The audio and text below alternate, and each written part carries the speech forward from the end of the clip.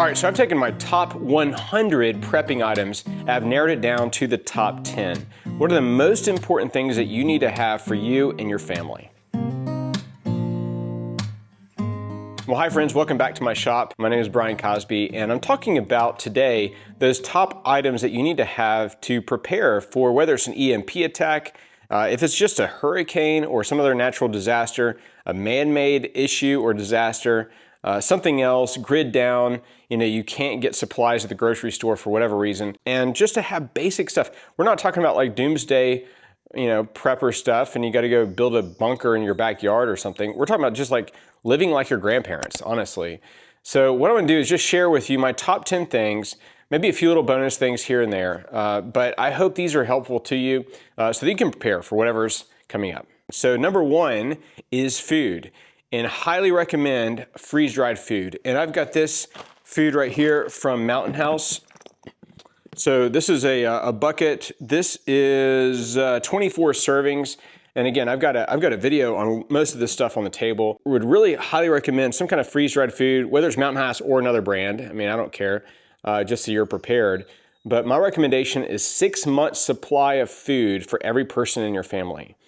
I can't tell you the peace of mind that is to have in my family, to know that everyone in our family could survive for at least 6 months with just food that we have stored up. These are shelf-stable food, 30 plus years or up to 30 years on the shelf. So pretty amazing. Basically just heat up water, add the water, and you're good. So something like this, again, I'll drop links for most of this stuff down below as well, but food is definitely gonna make the list today. All right, so number two is water. And I highly recommend some kind of filtration or purification system. And if you want to have something for your whole family, something like this would be ideal. Again, I'll drop a link for this down below from Membrane Solutions. Basically, the idea was something like this. I hope you can see this in the camera. I didn't check. But if you can, hopefully you can, I'll pull it over, actually. Pull it over right here. Okay, so the idea of this is that in the top, you just add your dirty water up here, and then it drops, it kind of flows down into this reservoir, this tank right here, and then there's a spigot, and you can just fill up water or whatever. So something like that, or, just even something like a personal straw, this little Membrane Solution straw. I've used Berkey before. We've got a Berkey, big Berkey, so if you're familiar with that. But just some way to get clean water, right? Having something like this in the as a backup to be able to get clean water for you and your family.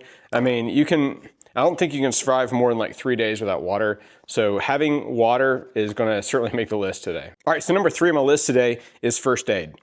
So this is from my medic. This is what's called an MFAC. So if you've heard of an IFAC, an individual first aid kit, this is a multi-person MFAC first aid kit. And something like this, I would even recommend getting a couple of these, but these are, from my medic here, this is like super high quality. You don't want to skimp on your first aid stuff. This is more than just like Band-Aids, for your cuts and bruises and bumps, that kind of stuff. This is gonna be for life-saving. You're gonna have like chest seals and tourniquets, everything. You wanna have all of that available. And I wanna just add a little bonus in here that you also need to have all your medications, supplements, that kind of stuff. So if you are on prescription medications, go ahead and include that as well. But just that whole theme of first aid. But again, I'll drop a link for my medic down below.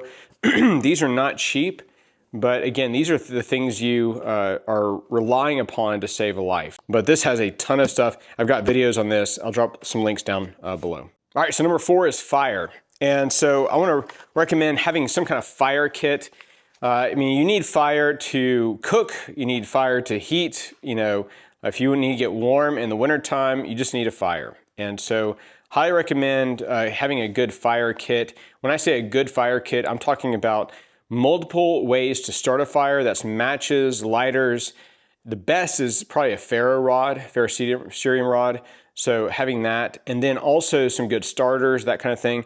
Highly recommend this company, Blackbeard Fire Starters, and USA made stuff, and really high quality. In here, you would have a ferro rod, lighters. I've got videos on this stuff, but also pretty cool. And actually in here as well, you've got these, and of course the bag's open because I've used it, fire plugs. You also have fire rope in here as a fire starter. So I'm not gonna pull this all out, but I just want to explain, it's so important to have an ability to start a fire. And you don't want to just rely on like a Bic lighter because that's going to run out of fuel. So like I said, like a ferro rod would be number one.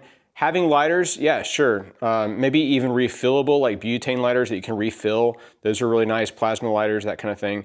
Or some matches, that kind of thing. So, definitely having a fire kit, I mean, it's going to be a big essential for survival. All right, so number 5 is blades. Now, I'm going to assume here that you are already prepared and you already carry an EDC knife.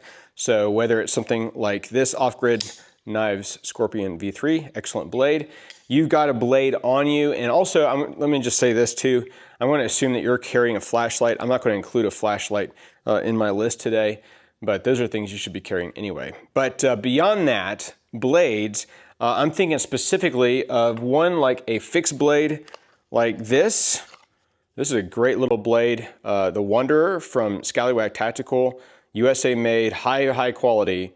So again, I'll drop links for all this down below, but you know, something like this that has a sharp 90 spine on it, so you can throw those sparks from the ferro rod, that kind of thing. And here's a ferro rod that comes with this sheath, by the way. Definitely some kind of saw. So whether it's a folding saw like this Voxna right here, excellent high quality folding saw, or some other larger saw, like some that I've got behind me here in the shop. But you definitely want to have a saw to be able to process wood. And speaking of that, in the blades kind of category, some kind of axe. So here is a Grandsford Brooks. This is a Scandinavian forest axe here. I've got the small forest axe, Grandsford Brooks, and their little hatchet. So you don't have to get all those, but I think the best of all worlds is this kind of medium size right here. This is my favorite axe, the Grandsford Brooks small forest axe. I've used this for many years, got tons of videos on it. It's just kind of got some sap and it's just kind of worn right now. But some way to process wood, get kindling, cutting trees, limbs, everything else.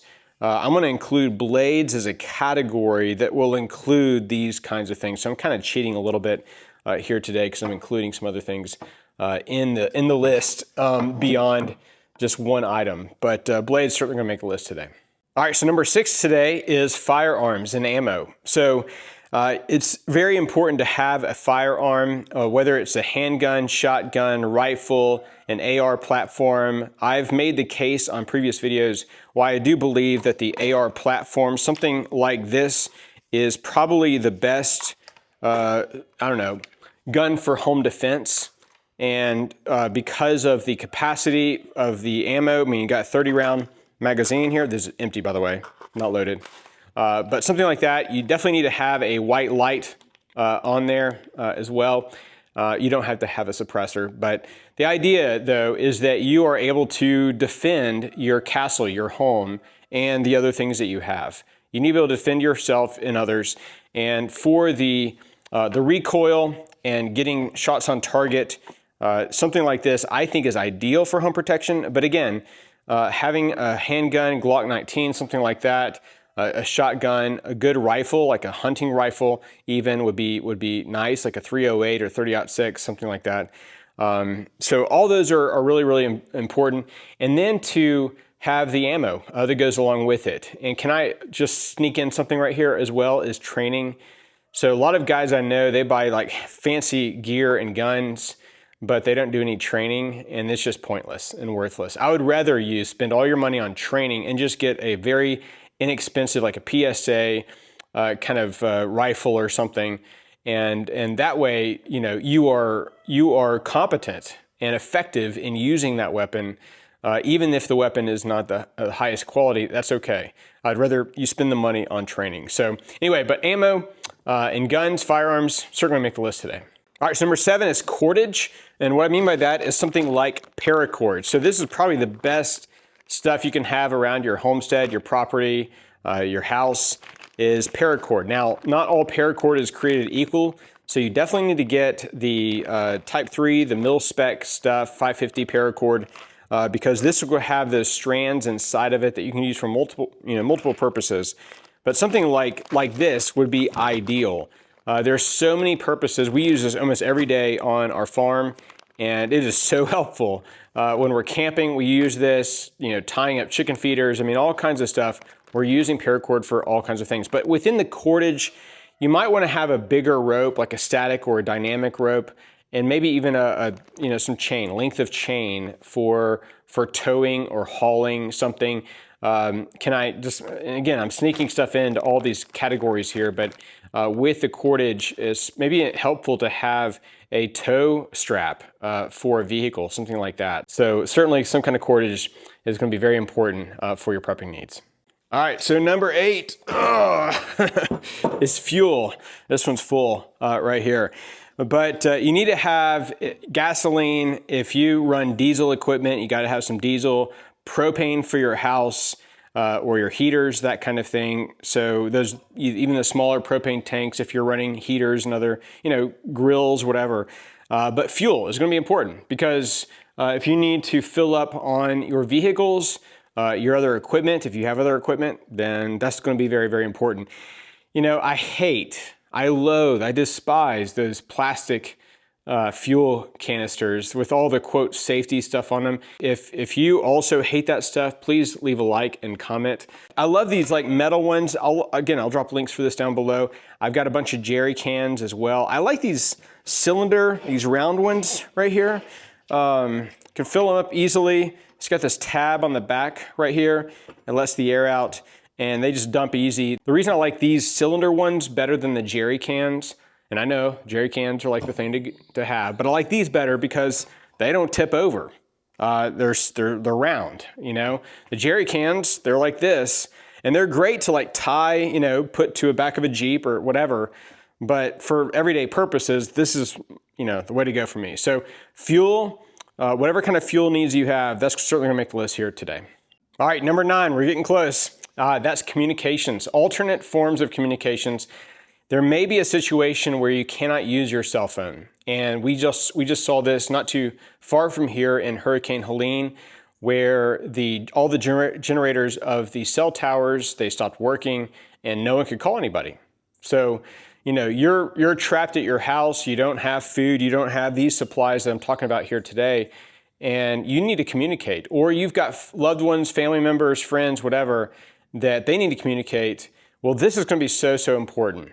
And so whether you just have something very basic, this is going to be your kind of most basic level of alternate communication, something kind of like these two-way radios, walkie-talkie type things. These are by DeWalt. Really like these. We use these all the time for our property. If I'm over with the chainsaw on the other side of the property, I take one, my family has one, and we communicate. Very nice, very effective, but they're not, the range is limited for these kinds of things. So, but at least it's something, right? So at least it's something. Better would be like a CB radio or a ham radio. I've got other videos on CB radios for a vehicle or a home base station. Ham radio would be nice. This is a great little pack from Tigrid Outdoors. And this is a ham radio. This is a mobile ham radio here. And this one here is Bofang, something like that. And then you can take out an antenna like this and screw that in. And this at least gives you something. Now, a lot of people will buy something like this, but they don't know how to use it. So you got to know how to use it too. Now, obviously with an amateur or ham radio, you have to have a license to use it in normal operations. However, if there is a true emergency to your life or to your property, then you can use this for emergency purposes even if you don't have a license. So check your local codes on that, but that is the law, the rule, whatever on these. The other thing to have is rather than just having like a mobile unit like this, and that's my son's, I've got mine in my vehicle, is something like a base station. This is an ICOM 706. This is a pretty high quality, ham radio here. So obviously I just took the unit here, but obviously you're gonna have an antenna, you're gonna have cable and all that stuff with it. But just some other alternate form of communication. I mean, I wouldn't rely on smoke signals. So having other forms of communication, I think is gonna be vital. And I think it's certainly gonna be one of the top 10 items on my list today. All right, so rounding out the list today is construction tools. So that may be surprising to some of you, but you might be in a situation where you need to build something, construct something, fortify something of your home, your property, And it's going to be very, very difficult to do that without some basic tools. So obviously, like a hammer, I've got some hammers here behind me, screwdrivers, that kind of stuff, drills, measuring tapes, I mean, levels, like, you know, the basic kind of construction tools. And I mean, I've got a lot of power stuff in my shop. I'm in my shop right now, but I've also got a lot of just hand tools, like hand saws, even hand drills, that kind of stuff. So, you know, what if an EMP attack happens, or there's an EMP solar flare from the sun and it just fries all your electronics? Well, you can still be able to build and construct things. And don't forget like screws and nails in that list either. I worked hard at narrowing this list down to 10, and it took me a long time. And I hope this has been helpful for you today. And maybe there's something you disagree with, and I'm perfectly happy to learn on that. You can drop your thoughts down below in the comments. Maybe you have a question on one of these items up here. But again, I'll try to leave links for all this stuff down below as well. Thanks so much for your support for us. If you've not already done so, please consider hitting the like button and subscribing to our channel, and we'll see you on the next video.